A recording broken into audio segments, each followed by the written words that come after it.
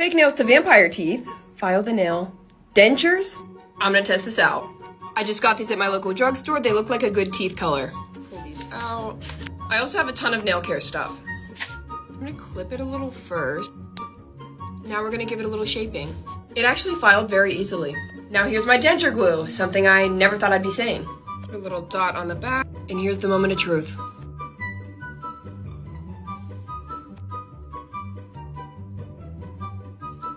It literally looks so good.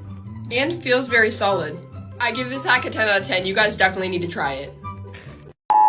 This is not a test. This is your emergency broadcast system announcing the commencement of the annual purge sanctioned by the U.S. government. Weapons of Class 4 and lower have been authorized for use during the purge. All other weapons are restricted. Government officials of ranking 10 have been granted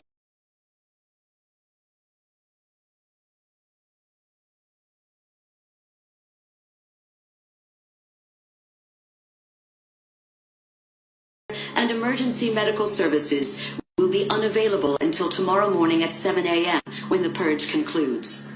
Blessed be our new founding fathers and America, a nation reborn. May God be with you all.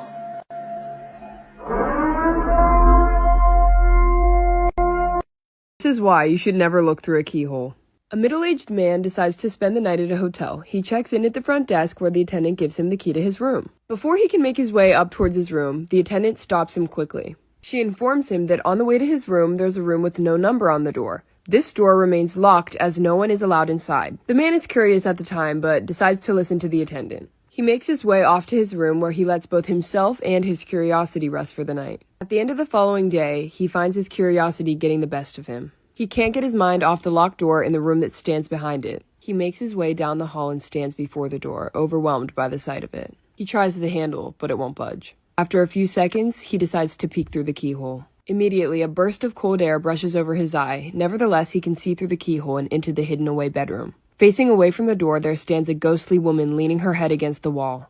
After staring through the keyhole at the woman with pale skin for a few more seconds, the man leans away and considers knocking on the door. He comes to the conclusion that that might not be the best idea and returns to his room. The following day, the man can't seem to stop thinking about the pale woman who has been locked away in that room. He returns to the door and peeks through the keyhole once again. He can't see the room anymore. All he can see is red, as if something is covering the keyhole. He decides to return to the front desk, curious on whether the staff has found out about him peeking in through the keyhole and decided to block it with something red. He talks to the front desk attendant, who simply asks if the man had peeked in through the keyhole. The man confirms and the attendant sighs, preparing to come clean. She reveals that a long time ago, a woman was murdered by her husband in that room. They blocked it off soon after when they kept getting reports of strange occurrences. Eventually, they were made aware of a spirit with pale skin living in that room who noticeably had red eyes. She was staring back at him through the keyhole. This is why you should politely decline if a governess invites you to her mansion. There once was a small abandoned village in Transylvania. In this village, there lived a young countess. She was the beautiful queen of vampires. She wanted nothing more than to suppress her hunger, but she simply could not. She spent her days laying out tarot cards for herself, praying that she would find some hope in her future. But they always read the same thing. In her dark and gothic mansion, she was tended to by an old mute governess. Though the Countess was inhumanly beautiful, she had never found love, as her bloodthirsty appetite always got in her way. Whenever a young traveler appeared in the abandoned village, the governess would invite them up to her mansion. The travelers would enter the mansion and they would never leave. That is, until a young soldier came across the village, amused by the thought of a land inhabited by vampires. That evening, when the Countess laid her tarot cards out in front of her, she found that love was in her future. The governess invites the soldier up to the Gothic mansion, and as he approaches the large estate, he is overcome by the scent of roses. Though he's frightened by the sight of the mansion at first, he continues inside to see what is in store. Feeling vulnerable and frightened, the governess leads him to meet the mansion's wealthy owner. This is where he meets the Countess, overtaken by her incredible beauty. After seeing his face, the Countess screeches and the governess puts a pair of dark glasses on her to shield her eyes. The Countess expresses just how lonely she's been in her chateau with only the governess for company. She begins to think to herself that this soldier could be her long-awaited groom, but she also finds herself wishing to feast on his blood. She leads him to her bedroom where she typically feasts on her prey. She can't seem to do it, bursting into tears as they approach the bed. She drops her glasses and they break, resulting in her cutting her finger with one small shard of glass. The soldier kisses her bloody finger. Following morning, he finds her dead at her table, slumped over her tarot cards. I'm gonna do some easy skeleton makeup for you guys for Halloween. First, I'm just gonna map out the smile with some eyeliner. Now I'm gonna make the teeth with some white face paint, but you can use eyeliner or eyeshadow too. So I'm just doing that and then pulling it down. So you wanna make sure they're perfectly over top of each other and the bottom is pointing down and the top is pointing up. You can do as many teeth as you want and make them as big or small as you want. Using some black eyeshadow, we're gonna shade in between the teeth.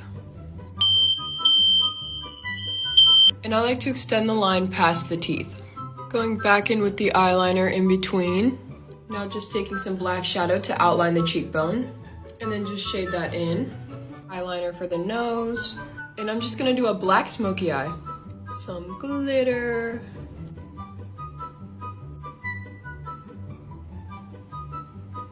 This is why you should always listen to your children. During a dark night in 1972, the two young McDaniel children sit in their house based in Enfield, Illinois. There, they claim to see a strange creature lurking throughout the yard and attempting to enter the house. Their father chalked it all up to their imagination, though the story made him uncomfortable. Still suspicious, Mr. McDaniels finds himself awoken by the sound of something scratching the outside of their house. Armed with a gun and a flashlight, he makes his way to the front door and peers out. He can't seem to see anything until his gaze catches something strange in between the two rose bushes. By these bushes, there stands a creature that is almost human. The creature had 3 legs, a short body, 2 short arms, alongside 2 very pink eyes that are the size of flashlights. He raises his gun and gets ready to fire.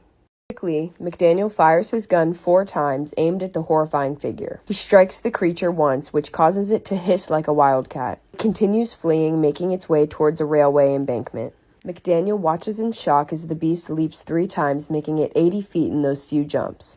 Following day, the police are able to find scratches on their door screen and strange 6-footed paw prints near the McDaniels' house. Though the story of this creature made it into local newspaper, not many people believed that the sighting was actually real. McDaniel reported 2 more sightings of this creature, though no one believed him. McDaniel was even threatened with jail time because of these reports. Though he stopped reporting these sightings, he remained adamant in seeing the beast. He believed it was extraterrestrial and there were more hiding nearby. To this day, there has been no explanation to this sighting.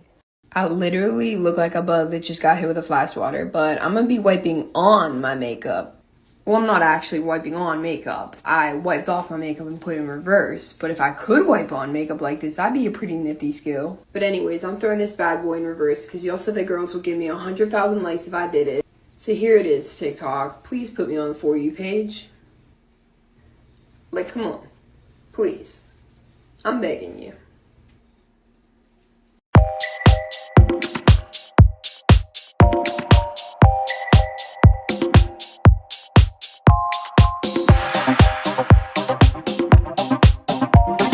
This is why you should never open your door for strangers. In 2013, a woman let her dog out to use the bathroom one more time before bed. After only a few minutes, she starts hearing scratching on her door, which is typically the sound her dog makes when he's ready to come in. But it just seemed way too soon for him to be done being outside. So she decides to look through the peephole to make sure it really is her dog. But what she sees is terrifying. A deranged-looking man is right outside her door, staring intently at her door handle, waiting for it to turn open.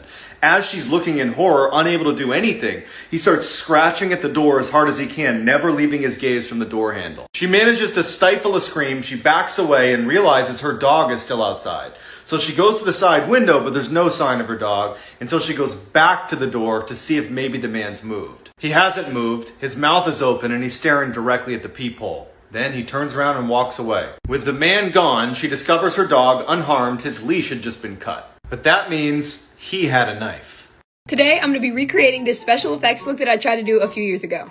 So I'm just sketching out with some water-activated paint where I want the mouth to go. Now I'm just building up around the outline with cotton and liquid latex. Now I'm just painting the inside with some dark red paint. I just rolled a bunch of little cotton tubes and I'm going to start placing those like this. Now I'm going to take strips of tissue around the outside to kind of blend that in better. Now I'm going over that with my foundation. I'm going to add some bruising around the outside. Now I'm taking some fake blood on the inside. Here's the final look. Thanks for watching.